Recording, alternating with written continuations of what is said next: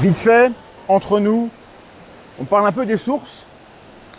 Les sources, quand on en utilise, dans un article, dans un livre, dans un papier, dans une vidéo, c'est pas pour dire, regardez, je connais des trucs, je connais des gens, vas-y que je te drop du name, etc. Non, non, les sources, c'est un message, c'est une communication, c'est un code entre les gens qui lisent la littérature et qui la partagent. Et quand vous êtes capable de bien citer vos sources dans le bon langage, avec les bons codes, alors vous donnez des gages que ce que vous dites est fiable. Mais évidemment, on peut très bien être dans le bullshit total et avoir des sources.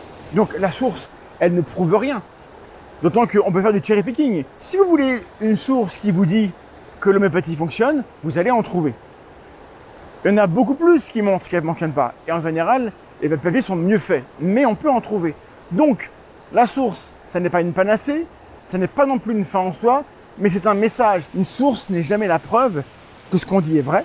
Entre un article du Télérama, ma grand-mère qui témoigne, ou un article de review dans une grande revue internationale, la valeur n'est pas la même, bien sûr.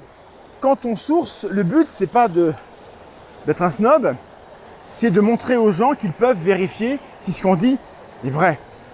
Quand on réclame des sources, on n'est pas en train de vous prendre en traître, de vous dire que vous êtes nul, on est en train de vous dire, moi, pour te faire confiance vraiment sur ce sujet-là, sur cette affirmation que tu partages, j'aimerais que tu me dises comment tu le sais.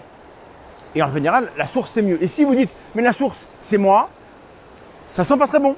Alors bien sûr, on peut aussi avoir raison et ne pas sourcer. Donc l'absence de source n'est pas la preuve non plus qu'on a forcément tort. Donc c'est pas une panacée, c'est pas une fin en soi, c'est un outil.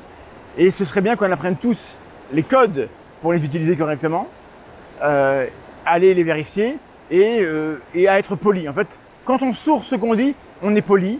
Et lorsque on demande poliment une source, on est poli également. Et lorsqu'on fournit après coup une source qu'on n'avait pas, on est poli aussi. Et si vous avez, vous, des sources qui valident ou qui contredisent ce que quelqu'un dit quelque part, vous les fournissez avec une phrase qui dit pourquoi vous pensez que ceci est vrai ou faux, et vous apportez quelque chose. C'est pas la peine de s'engueuler en commentaire, c'est bien plus utile de venir avec un commentaire, un énoncé et une source, et vous vous arrêtez là. Et si les gens après se mettent à rager après votre commentaire, c'est pas grave, votre travail il a été fait.